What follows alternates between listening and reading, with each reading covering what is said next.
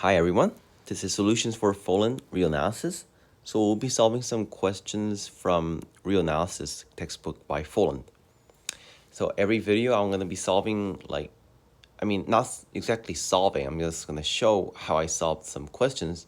And probably for each video I'm going to solve about 2 to 3 questions, okay? So, here we go.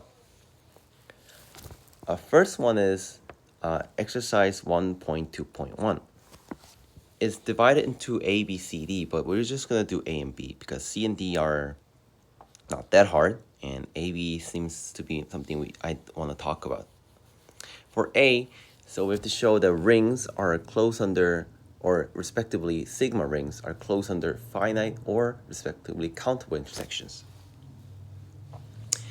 As you can see,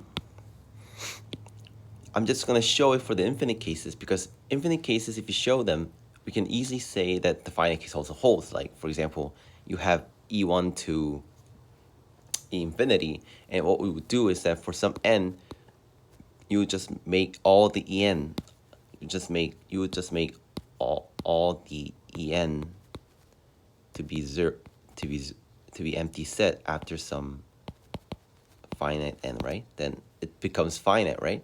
So it's the same thing. So I'm just gonna solve for the infinite one.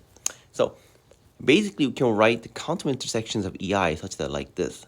So what does this kind of mean is that, so basically what we have is let's think about like E1 and E2. So there's like E1 and E2. What this is doing is that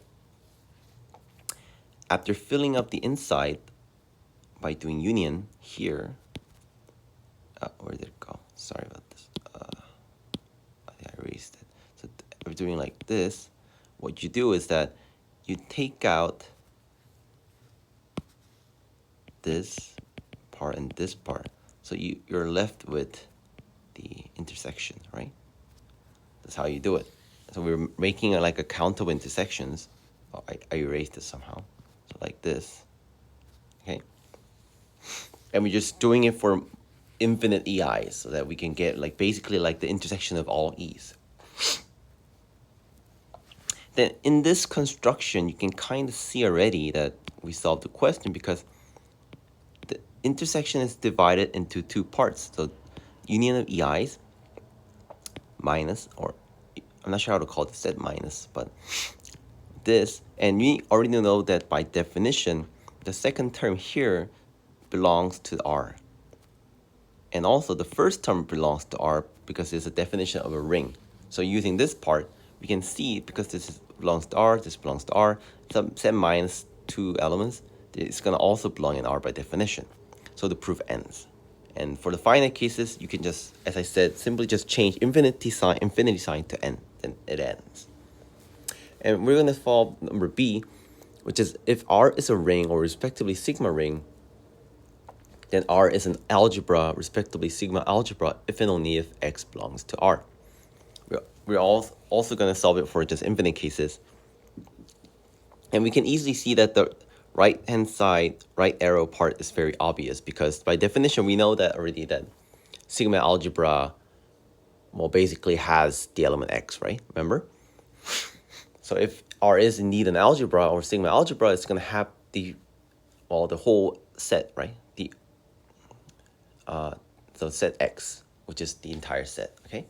So that's the easy part. So then what about the left-hand side? So like, what about not left-hand side, what about the left arrow? So we start from right to left. So we just need to show the complement condition in this case. So basically we have an E, which is element R.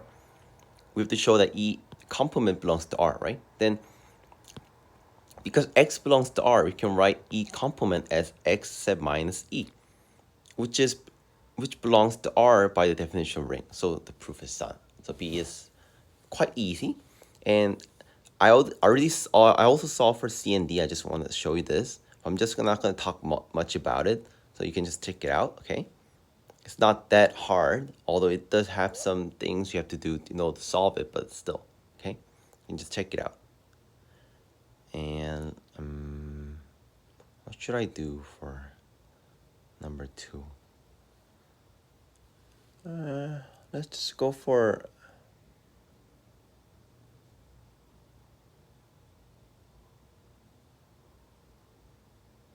let's go for 1.2.3. Okay. We are also only going to solve the A part. So we have to show that M contains an infinite sequence of disjoint sets. Since we are assuming that M is an infinite sigma algebra, we can get some infinite sequences of elements in M. So we're going to note this to be E1, E2 to infinity, okay? So this is like an infinite sequence, and this holds because M is an infinite sigma algebra, which means we can take out like distinct elements of EIs such that it is infinite. Then we can make infinite sequence of disjoint sets in M such that we just define Bn like this, and we can see that Bn's are going to be disjoint by construction. And also Bn belongs to M because M is sigma algebra, so by definition Bn is also an element of M. Then we kind of showed that since Bn, as long as they're infinite, there are infinite number of Bn, disjoint Bn, we can say that M indeed contains an infinite sequence of disjoint sets. But like the only problem that might occur is that if Bn is not infinite. So the problem would be if Bn is finite, okay? So what does it mean then for Bn to be finite? This means that for some n, Bn's are going to be all Bn's are going to be all empty set for some n greater or equal to n, the big N, right? And this holds because, and this is kind of problematic. Let me just think about, let me just do a recap of why this happens. So basically,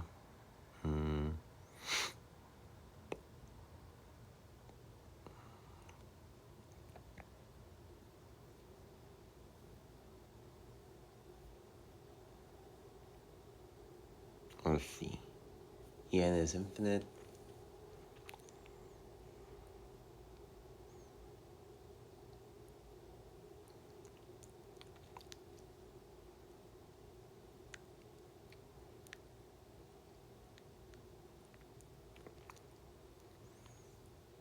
Oh yeah, this is kind of because like basically Bn is constructed where you just keep taking out EIs from En, right? Remember? So this process happens. So this means that in order for Bn to be finite, it means that now there's no more element to take out. So this means that Bn has to be, Bn has to be empty set, right? For some n bigger or equal to big N, okay? That's why Bn becomes, well, empty set in this case, which is how it holds in our assumption. Then